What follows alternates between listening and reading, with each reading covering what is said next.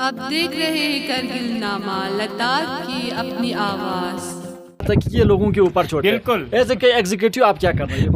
अस्सलामुअलैकुम नाजरीन, कारगिल नामे के साथ में आपका मेज़बान हाबिल सागर। नाजरीन, आप जानते हैं कि 5th LHDC इलेक्शन जो है नज़दीक है। आज हमारे साथ बात करने के लिए तेसुरु ब्लॉक आगा सईद अब्बास हमारे साथ मौजूद है।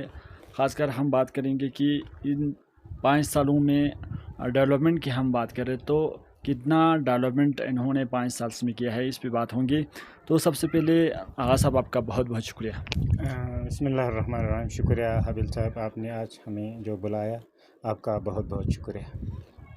आगा साहब, सबसे पहले तो आपसे यही क्वेश्चन करूँगी कि इन 5 सालों में, टोटल 5 सालों में आपने एज ए एग्जीक्यूटिव काउंसलर पे बैठ के काम किए, तो इन कामों में आप कितना मुतमईन रखते हैं? हाबिल साहब, पहले तो मैं अल्लाह का लाख लाख शुक्र करता हूँ जो मेरा टर्नओवर है। मैं अपने लोगों का, जितने भी लोग हैं, उनके दुआओं का मोहताज हूँ और उनका शुक्रगुज़ार भी हूँ। मुझे ये 5 साल भरपूर मौका दे दिया फिर उनकी खिदमत करने का। तो इसी 5 साल के टेन्योर में जितने भी टेन्योर मैंने एज ए एग्जीक्यूटिव काउंसलर काम किया या एज ए कंस्टिट्यूएंसी मैंने यानी काउंसलर का काम किया है, मैंने एज ए एग्जीक्यूटिव काउंसलर जो है बहैसियत ओवरऑल डिस्ट्रिक्ट के हिसाब से जितने भी मेरे पास पोर्टफोलियो डिपार्टमेंट्स था, उनको मद्देनज़र रखकर जितना मेरे से हो सकते थे, हर इलाके में, हर कंस्टिट्यूएंसीज़ में, हर मोहल्ले में मैंने बहुत सारे काम करने की कोशिश भी की हैं और किए भी हैं, और वो कंसर्न काउंसलर्स खुद जानते हैं। लिहाजा ओवरऑल जब डिस्ट्रिक्ट को लेके एज एग्जीक्यूटिव जहाँ मेरा ज़िम्मेदारी बनता है, सबसे पहले तो पिछले 5 साल में हमें बहुत कुछ देखने को मिला, जो कि कोविड से हमने बड़ा मुकाबला किया। उन दौरान हमें बड़ी मुश्किलात से दो चार होना पड़ा, लेकिन अल्लाह का लाख लाख शुक्र है, उस दौरान भी जितने काम हमने निकाले हैं एज ए कोविड के पेंडेमिक के, तो मैं ख़ासकर जनाब सीसी साहब का और हमारे टीम का बहुत मशकूर हूँ कि हमारा एक कोऑर्डिनेशन अच्छा टीम बना हुआ था एग्जीक्यूटिव काउंसलर्स का। आगा साहब, सबसे पहले हम कम्युनिकेशन पे आएंगे। ख़ासकर कम्युनिकेशन को लेके तेसुरु ब्लॉक का हमेशा यही मारा है कि वहाँ पे कम्युनिकेशंस नहीं है, तो इसको लेके कितने आपने फाइट किया और आप कितनी बार ग्राउंड पे आ चुके हैं? ज़रूर हाबिल साहब, आपने एक बार शायद विज़िट भी किया है हमारे इलाके का मैंने एक वीडियो क्लिप भी देखा था कि हमारे लोगों का वहाँ पे एक बड़ा कुशल जो रहा है कम्युनिकेशन को लेके। मैं सबसे पहले एक फ़ख्र भी महसूस करता हूँ, क्योंकि ग्राउंड लेवल पे अगर आप देखेंगे जितने भी रिमोट एरियाज़ मीन स्रांगदुम से लेके, चाहे मेरा दोनों कंस्टिट्यूएंसीज़ हो, चाहे हाजी साहब का था, चाहे मेरा कंस्टिट्यूएंसी है, दोनों कंस्टिट्यूएंसीज़ में जितने भी विलेज है वो कवर हो चुका है, क्योंकि पहले ऑलरेडी हमने कुछ टाइम पे जो है विलेजेस कवर किए हैं। लेकिन हेडक्वार्टर पे जो था पहले, जिस टाइम एक ज़माने में एक्सचेंज हुआ करता था, वो पानीकर में एक्सचेंज था, उस हिसाब से वहाँ पे एक टावर भी लगा हुआ था। उसके बाद BSNL ने काफ़ी हमें सप्लाई दिया है, उनका भी हम बहुत मशकूर। वो टाइम की बात है, वक्त की बात है। उसके बाद एयरसेल आया, उसके बाद एयरटेल आया, उसके बाद जियो आया। अब जियो आज के डेट में जो है आप जो बता रहे हैं सिर्फ 3 गांव या 4 गांवों को लेके, जैसे अचमपुर, छोस्कोर, पंटी, पानीकर और हेडक्वार्टर तेसुरु, यहाँ पे अभी तक कोई भी टावर अभी फ़िलहाल नहीं है। लेकिन मेरे इसी के टाइम पे, मेरे उससे पहले काउंसलर के टाइम पे नहीं आगा साहब, एग्जीक्यूटिव इस वक्त हम इस बात की बात करें तो अभी जो है वहाँ पे कम्युनिकेशंस बिल्कुल नहीं है। अब ग्राउंड लेवल पे क्या है वो लेटर ही आगा बताएंगे। साहब, इससे पहले भी मैंने विज़िट किया है। ख़ासकर पेंडेमिक की हम बात करें तो उस वक्त जो है स्कूल जो है बिल्कुल बंद हो चुके थे और स्टूडेंट्स को ऑनलाइन क्लास होते थे। उस वक्त जो है आपके बच्चे और वहाँ पे जो तेसुरु ब्लॉक के जितने भी स्टूडेंट्स हैं वो पढ़ाई से महरूम रहे, आप जानते हैं। तो इसको लेके आप किस तरह से देखते हैं? बिल्कुल वही मैं कहना चाहता हूँ। उस वक्त क्रुशल टाइम था। क्रुशल टाइम में जैसे मैं दावे के साथ कहता हूँ, हमने विलेज कवर किए हैं। जैसे हमें उस वक्त जो है हमारे गांव के जितने भी स्टूडेंट्स, जहाँ टावर होता था वहाँ काउंसलर्स को कमेंट्स आता था, वहाँ यानी एडमिनिस्ट्रेशन को वो लोग लिखते थे, वहाँ पूरे यानी UT एडमिनिस्ट्रेशन को यूथ्स लिखते थे। इसको मद्देनज़र रखकर उसी पैंडमिक के टाइम पे जैसे ग्याली हो, टंगोल हो, परकाचिक हो, उस एरिया में हमने कवर किया है। खुद मेरे पास अभी सबूत हेयर गैलिंग के जो यूथ्स हैं वो पहाड़ पे जाके लेके फ़ोटो के समेत ऑनलाइन क्लासेस फ़ोटो के समेत मुझे व्हाट्सअप करता था, क्योंकि मैं उनका काउंसलर था। तो उसी टाइम में हमने जो हेयर गैलिंग कवर किया था। लेकिन हेडक्वार्टर के बाद तब से लेके आज तक हेडक्वार्टर में एक भी टावर नसूब नहीं है। लेकिन मैं इसको फेल नहीं समझता हूँ, मेरा यही आप कहना है। जानते हैं आगा साहब, इससे पहले एक महीने से पहले तेसर ब्लॉक के पूरे पब्लिक डीसी ऑफिस में जम हुआ था इसी नेटवर्क इशू को लेके, लेकिन वहाँ पे खासकर आप एक रिप्रेजेंटेटिव है, इसको लेके कितना हद तक कोशिश वही की मैंने वो तो मेरे कंसर्न से ही किया था, क्योंकि वो उस टाइम जो है मैं कहीं बाहर टूर पे था, मेरा अपना कुछ ट्रीटमेंट भी चल रहा था। तो ऑलरेडी मुझे उनका पंटी पानी घर के जो लेडीज़ यूथ विंग है उनका कॉल आया था कि हम इस तरह एजुटेशन करने जा रहे हैं, आपने ना टावर नसीब किया, इस तरह के कहने जो उनका कहना था वो मुझे कह रही थी। लेकिन मैंने भी कहा मैं आप लोगों के साथ हूँ। उस टाइम जो है मैं दिल्ली में भी था, मैंने उसी टाइम जो है MP साहब को कॉल भी किया था, व्हाट्सअप भी किया था। लेकिन उनका भी यही कहना था जो जितना हो सके हम जल्दी जो है हम उसको हेडक्वार्टर में जो है या पंटी अपने घर में टावर नस्ब करेंगे। लेकिन आपका कौन सा अब आपका ख़त्म हो गया 5 साल जो है, अभी तक काम नहीं हुआ? बिल्कुल नहीं हुआ है, वो मैं बताऊंगा ही। देखो जो नहीं हुआ है नहीं हुआ है। मैं काउंसलर हूँ, मैं करे या ना करे लोग मेरे पास आए, लेकिन मैंने किए है।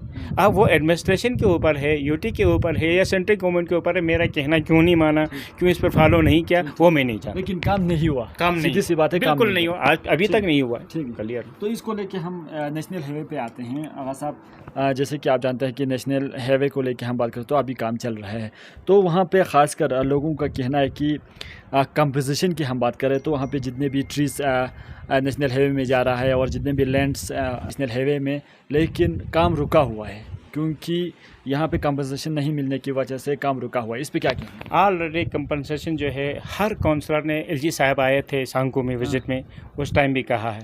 इससे पहले कारगिल में LG साहब तशरीफ़ लाए थे, उस टाइम भी कहा है। ऑलरेडी उस टाइम जो है पहले डिप्टी कमिश्नर संतोष सुखदेव था, हमें 20 दिन का टाइम दिया हुआ था, क्योंकि लोगों के अकाउंट में ऑलरेडी पैसा दे दें तो काम स्टार्ट करें।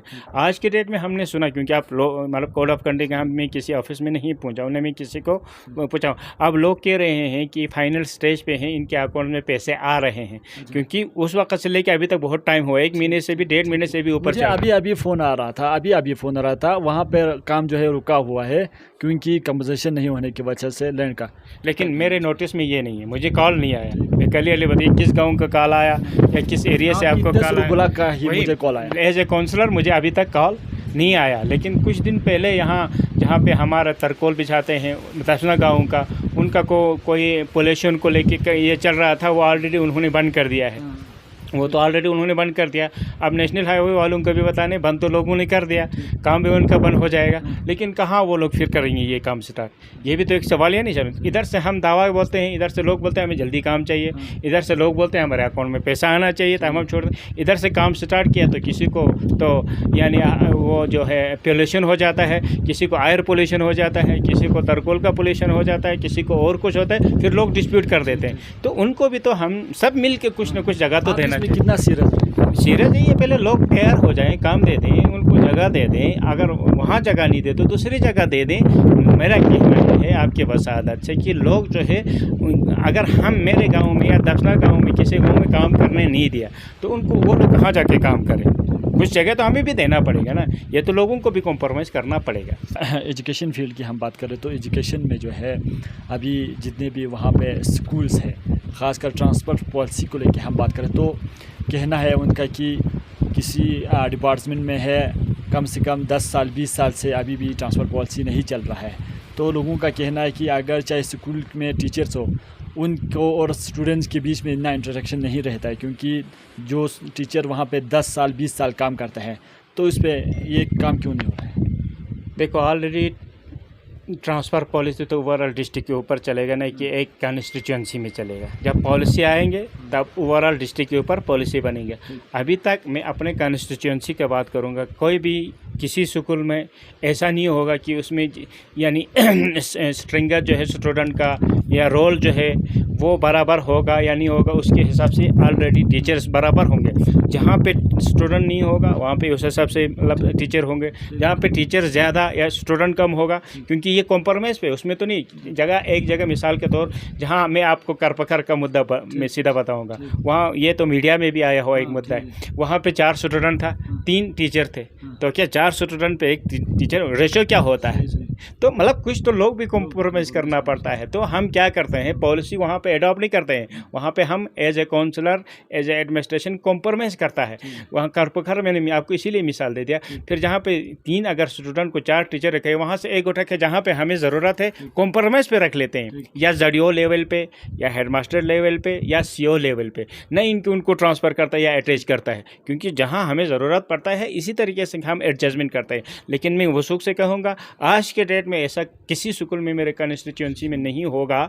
मैं क्लियरली बताऊंगा, या हाई सेकेंडरी लेवल पे हो, या हाई स्कूल लेवल पे हो, या मिडिल स्कूल पे, या प्राइमरी लेवल पे हो, कि कोई ऐसा कहने की ज़रूरत नहीं, और ऐसा मतलब यानी शिकायत भी नहीं होगा कि जहाँ टीचर ज़्यादा है वहाँ स्टूडेंट नहीं है, जहाँ पे स्टूडेंट के लिए टीचर नहीं, ऐसा शिकायत आज के डेट में नहीं है। जितने भी स्कूल है वहाँ पे विज़िट आपने कितने बार किया है? देखिए, मैंने पहले कहा कोविड से लेके आज तक जो है एग्जीक्यूटिव के टाइम में भी मैंने ऑलरेडी बहुत विजिट किए हैं, चाहे हमारे कंस्टिट्यूंसी तो छोड़ो, एज एग्जीक्यूटिव तो मेरे ओवरऑल डिस्ट्रिक्ट में मैंने किया है। तो वहाँ पे लोगों का कहना है कि एग्जीक्यूटिव का स्कूल, खासकर स्कूल की बात करें और वहाँ पे हॉस्टल्स की बात करें, पे वहाँ पे अभी तक एक भी विजिट नहीं हुआ है, उसका क्या आप इसके लिए मेरे पास देखो, वो किस हिसाब से कह रहे हैं या किस हिसाब से बता रहे हैं मैं नहीं जानता, या उस टाइम जिस टाइम मैं गया होगा विजिट पे वो नहीं हो सकता है, या जिस टाइम मैं आया होगा या और कुछ कहीं, या वो लोग और कहीं गए होंगे या गया होगा, लेकिन वो मैं नहीं जानता। अगर मैं नहीं जानता या मैं नहीं वहाँ पहुँचता तो मुझे कैसे पता चलता कि हॉस्टल नहीं चल रहा है, या यानी कल क्लास नहीं चल रहा है, या वहाँ पे हैंड पंप नहीं चल रहा है। वहाँ पे गया तो जहाँ पे लाइट की ज़रूरत है मैंने लाइट दे दिया, जहाँ पे हैंड पंप बनाने की ज़रूरत है, बोरिंग करने की ज़रूरत है, वहाँ पे मैंने तुरंत भी नहीं तो मैं मॉर्निंग असेंबली में किसी स्कूल में तो मैं मॉर्निंग असेंबली में भी सरप्राइज विजिट करके आया हूँ मैं। लेकिन मेरा आज के डेट में जो आया तो मैंने डिसीजन ले लिया था, मेरा हॉस्टल नहीं चल रहा था, आज के डेट में फर्स्ट क्लास करके मैंने हॉस्टल चला के दे दिया, उसका एडवर्टाइजमेंट भी आउटसोर्सिंग हो कि वो आज के डेट में 1 क्लास का हॉस्टल चल रहा है। तो आगा साहब, जिस तरह से बोला आपने विजिट किया, विजिट आपने जिस स्कूलों में किया वो मैं नहीं जानता, लेकिन वहाँ पे इतने भी स्कूल है जहाँ पे अभी भी इलेक्ट्रिसिटी से महरूम है।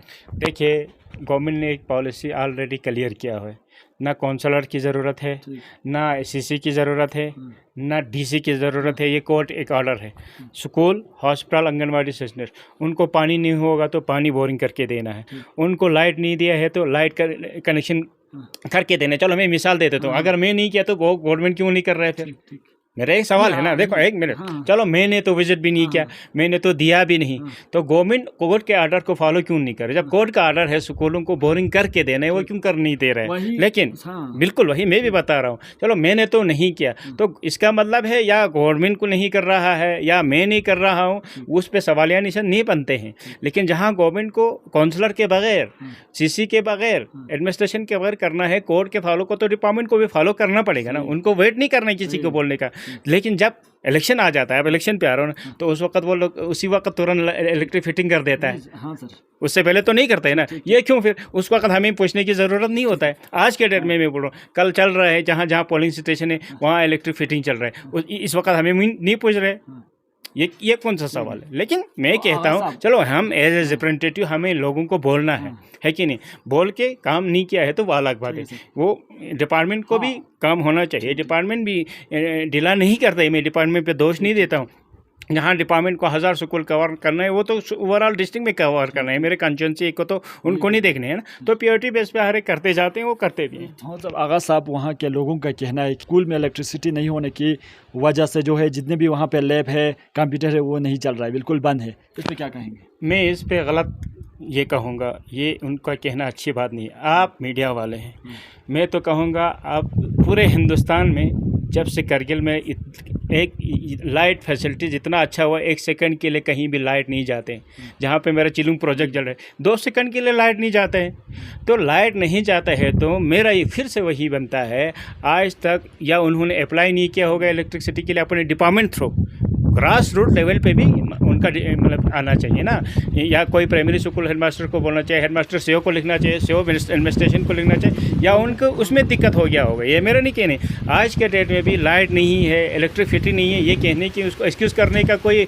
ये बनता ही नहीं है। पानीघाट टू पहलगाम आपका रोड है, उसको लेके हम बात करें तो LC के पास भी आप लोग गए हैं, तो इस पर अभी तक काम क्यों नहीं हो रहा? इस पर भी मेरा यही कहना है, देखिए ये पहले पानीखर कस्टवाड़ रोड बोलो या पानीखर पहलगाम बोलो या तेसुर कस्टवाड़ बोलो, जो भी बोलो, इससे पहले जम्मू कश्मीर गवर्नमेंट था, हमारा आगा सईद बाकर रज़वी साहब एमएलए रहा, उससे पहले फ़िरोज़ साहब रहा सीसी साहब, उसके बाद आगा साहब अहमद साहब एमएलसी रहा। बहुत सारे इसको लेके इसमें फॉलो किया है, लेकिन हमें समझ में नहीं आ रहा है, जबकि मेरा ऊपर वाले की मदद से ये चौथा टर्न हमारा पूरा हो रहा है। अगर मैंने नहीं दिया होगा 20 बार दिल्ली में जो है ये डीपीआर जो है सबमिट किया होगा, लेकिन टेक्निकली बोलूँ, सियासत बोलूँ या क्या बोलूँ, इस पे अभी तक कोई अमल नहीं हो। जैसे कि आपने पहले टावर का जिक्र किया है, मेरा सीसी साहब गवाह है। मैंने आज से 1 साल पहले जो है दिल्ली में पहुंचा, मैं और सीसी साहब एक प्रोग्राम में, मैंने डीपीआर को फाइल बना के ख़ुद एमपी साहब के पास सबमिट करके आया। मैं तो हर कोई बोलता है ना, हमें एमपी साहब के पास जाना ज़रूरी है, उनको बोलना ज़रूरी है, क्योंकि ये बात मैं एमपी के गर्दन में डालने के लिए नहीं बोल, क्योंकि जैसे आप सवाल करते हैं कि लोग बोलते हैं ये नहीं किया, लोग बोलते हैं ये नहीं हुआ। ऑलरेडी उससे पहले जितने भी हमारे लीडर साहिबान ने उन्होंने भी इस रोड पे बहुत फोकस दे दिया। हालांकि इसमें डिफेंस को भी बहुत अच्छा खासा बेनिफिट मिलेगा, ये ज़्यादातर जो है डिफेंस के लिए बहुत ज़रूरी है। हमने जेओसी लेवल पे, आर्मी लेवल पे, हमने बेकन लेवल पे बहुत फॉलो किया, लेकिन मैं नहीं जानता इसमें क्यों हमारा सेंट्रल गवर्नमेंट इंटरेस्ट नहीं ले रहे हैं। इसमें मेरे को कुछ भी नहीं कहने की जरूरत। इसमें ये नहीं लगता कि आपका कमज़ोरी है, क्योंकि आप तो एग्जीक्यूटिव काउंसिलर है, क्योंकि आपको एक नुमाइंदा बना के भेजा है ग्राउंड पे काम करने के लिए। एग्जीक्यूटिव के दौरान मैंने बहुत बार मीटिंग की है।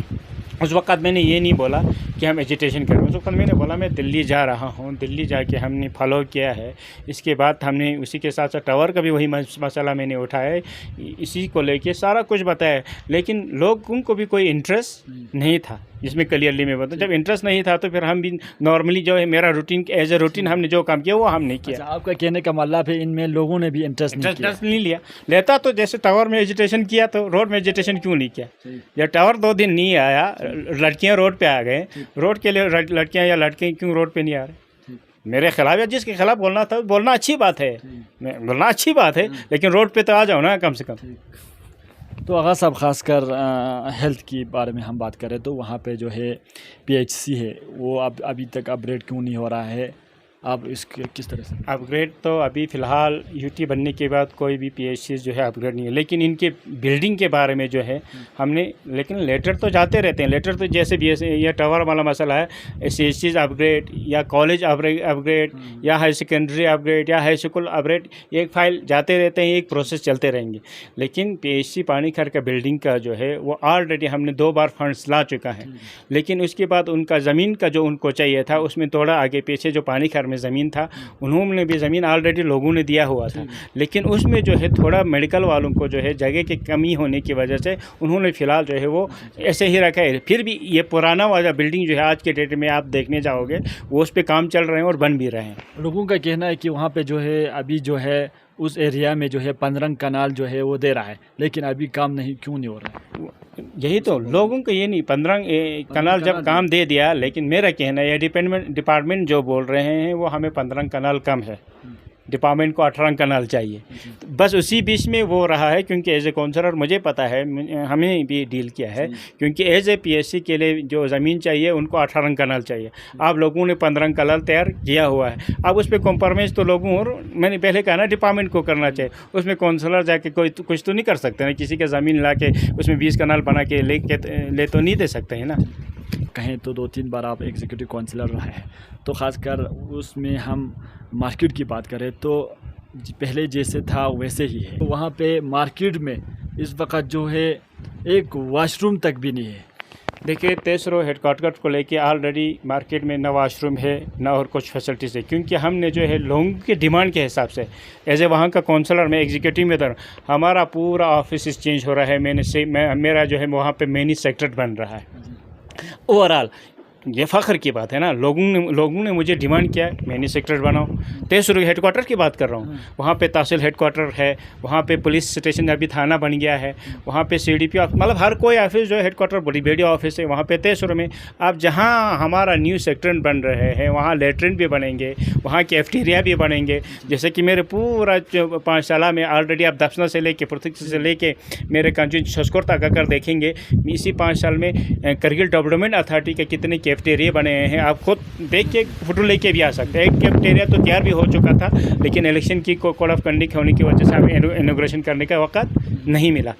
इसी तरीके से जहाँ हमारा रिलीजियस यानी जो है हमारा दिन होता है, मुहर्रम होता है, रोज़ा होता है, अब हमारा वहाँ पे भी नया जो हमारा मिनी सेक्टर है या दूसरी जगह है वहाँ पे भी नए हमारे यानी कम्युनिटी हॉल बन रहे हैं। तो आहिस्ता आहिस्ता जो है हमारा बाज़ार जो है तयसुर का वो वहाँ पे नहीं रहेंगे, क्योंकि नेशनल हाईवे भी यहीं से जा रहे, वो हमारा ऑलरेडी मिनी सेक्टर पे जो है सारा ऑफिस बनेंगे, वहाँ पे हमारा लेटन भी बनेगा, वहाँ पे हमारा वो जो खाना भी सारा कुछ बनेगा। ठीक है साहब, आप टूरिज़म के हवाले से हम बात करें तो ख़ासकर तयसुर ब्लॉक जो है वो टूरिज़म के लिए बहुत ही अच्छा मनाया जाता है और पॉपुलर एरिया भी मनाया जाता है। ख़ासकर टूरिज़म के लिहाज से देखते हैं तो पूरा कर्से जो है इससे महरूम है, इग्नोर कर रहा है, तो इसका क्या वजह है? मैं ये भी गलत समझूंगा, क्योंकि बिल्कुल कोई भी काउंसलर हो उसको उनको जो है बराबर अपना हक जो है यानी टूरिज़म भी हो, कोई भी डिपार्टमेंट हो, हर एक काउंसलर को अपना बेनिफिट मिल रहा है आज की डेट में। कोई भी इग्नोर नहीं होगा। जितना शेयर काउंसिल को मिलता है, मतलब वो हर एक काउंसलर को वही शेयर मिलता है। चाहे अभी तो मैंने बताया ना, चाहे कैफेटेरिया बनाओ,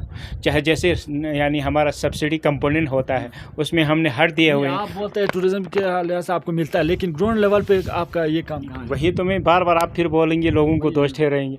जहाँ हम लोगों को देते हैं, मिसाल प्लास्टिक का दे दूँ क्या, ग्रीन हाउस का, ग्रीन हाउस हम दे देते हैं, प्लास्टिक उनके घास भूसे पे लगा देते हैं, ग्रीन हाउस नहीं बनाते हैं। इसी तरीके से तो लोगों को हम यानी जो है गेस्ट हाउस का जो नॉर्मल स्कीम होता है वो लोगों को दिए हुए।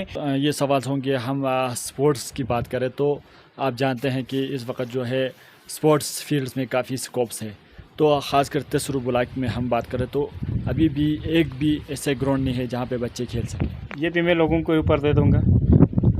कितने हमेशा यही बात है कि ये लोगों के ऊपर छोड़, बिल्कुल। एज ए एग्जीक्यूटिव आप क्या कर रहे हैं? वही तो ना, एज ए एग्जीक्यूटिव या एज ए काउंसलर मेरा काम है स्कीम लाना, मेरा काम है फंड्स लाना। मैं ये नहीं कहता हूँ कि आप नहीं लाएं, आप लाना चाहिए क्योंकि आपको लोगों ने निकाला है, तो आपको लोगों के साथ कंप्रोमाइज़ करके ये काम करना चाहिए। लेकिन ज़मीन किसका है? लोगों का। लेकिन कंप्रोमाइज़ तो आपको करना चाहिए। कंप्रोमाइज़ में क्या करूं? मैं उनको कंपनसेशन चाहिए पैसा दे दूंगा, मैं उनको फंड चाहिए पैसा दे दूंगा, उसके बावजूद भी हम ज़मीन देने के लिए तैयार नहीं है। तो मैं क्या, आपने कोशिश की? मैंने 20 बार कोशिश किया, 50 बार कोशिश किया, सब कोशिश नहीं, मैंने दे दिया, ला के दे दिया। आज के डेट में जहाँ जिस लोकेशन पे हमने जो है ग्राउंड देना था उस लोकेशन पे नहीं मिला। अब हाउस में बन रहा है कुछ करोड़ों का, जहाँ पे देना चाहिए था वहाँ पे नहीं। कहने का मतलब यही है, सब कुछ पब्लिक कर रहा है। बिल्कुल क्लियरली बताऊंगा, लोग ज़मीन दे दो, लोग तैयार रहो, फंड्स लाना यानी स्कीम लाना मेरा काम। ठीक है आगाज साहब, आपने बोला जो भी काम है वो पब्लिक की वजह से रुका हुआ है, तो अगर इस तरह से काम चलेगा तो कैसे डेवलपमेंट? बिल्कुल डेवलपमेंट नहीं होगा जब तक पब्लिक एवर नहीं होगा, जब तक पब्लिक तैयार नहीं होगा डेवलपमेंट नहीं होगा। जब आप अपना एक दर देने के लिए भी तैयार नहीं, मैं बिल्कुल नहीं बोलूँगा कि इसका गला काट के ले लो, मैं ये चीज़ बोलूँगा भी नहीं और करूँगा भी नहीं। ज़बरदस्ती मतलब मेरा कहने करूँगा नहीं। उनको कंपनसेशन चाहिए, चार गुना देखना हम देने के लिए तैयार है। सीट यानी मतलब जो है कंपनसेशन लेना देना मेरा काम है। कंपनसेशन ले लो, चीज़ दे दो, कंपनसेशन दे दो, ग्राउंड दे दो। 5th इलेक्शन जो है नज़दीक पे है, पीक पे है। इस बार जो है एनसी के इस इलेक्शन को आप किस तरह से देखते हैं? देखिए, इलेक्शन तो आते हैं जाते हैं, मैं एनसी का करता धरता वर्कर हूँ। अगर पार्टी जो है हमें मैंडेट देता है, मैं निकलने के लिए तैयार हूँ। डिपेंड पब्लिक के ऊपर है। मैंने कभी भी तीसरी बार या चौथी बार में लड़ के निकला हूँ। मैंने अपने आप नहीं बोला कि मैं निकलूँगा, मैं करूँगा, मैं ये निकलूँ। पब्लिक मुझे मैंडेट देंगे, पब्लिक मुझे निकालेंगे। आज भी मैं वही कहूँगा, अगर पब्लिक मुझे मैंडेट देते हैं, पब्लिक मुझे निकालें, मैं निकलने के लिए तैयार हूँ। इस तरह से आपकी 5 काउंसिलर होते थे, उसमें से एक काउंसिलर जो है अभी इंडिपेंडेंसली लड़ रहा है, हाजी गुलाम मोहम्मद साहब, इसको आप किस तरह से? मैं उसमें कोई कमेंट्स करना नहीं चाहूँगा, क्योंकि हमारे पार्टी का हाईकमान का आदेश है कोई भी काउंसलर जो है किसी के काउंसलर के बारे में या किसी भारत के बारे में कुछ कमेंट्स नहीं करेंगे। इसीलिए मैं वो उनका जमहूरियत है, जमहूरी निज़ाम में हर किसी का अपना मर्जी है, वो अपने हिसाब से चलेंगे, इसमें मैं कोई कमेंट्स करना नहीं चाहूँगा। बार जो है फिर से एक बार आप ग्राउंड में आने के लिए तैयार है? तो मैंने पहले ही बोला कि लोगों के ऊपर डिपेंड है। मैंने कभी नहीं कहा कि मैं अपनी मर्ज़ी से ग्राउंड में आऊँगा। मुझे लोग मैंडेट दे देंगे, मैं तैयार हूँ। जिस तरीके से लोग कहेंगे मैं वो करने के लिए तैयार हूँ। अगर लोग मुझे फिर से मैंडेट देते हैं, मैं इलेक्शन लड़ने के लिए बिल्कुल तैयार हूँ। बहुत बहुत शुक्रिया आगा साहब, आपने हमारे साथ इतना टाइम देने के लिए आपका बहुत बहुत शुक्रिया। शुक्रिया सर। तो इस वक्त हमारे साथ बात कर रहे थे काउंसलर तेसरू आगा सैयद अब्बास रज़वी साहब। तो ख़ासकर इन 5 सालों में काउंसलर साहब ने कितने डेवलपमेंट लाया है, और ख़ासकर अभी जो है 5th इलेक्शन जो है वो नज़दीक है। तो आप बने रहे कारगिल नामे के साथ। हमारे चैनल को सब्सक्राइब, लाइक, कमेंट, शेयर करना न भूलें।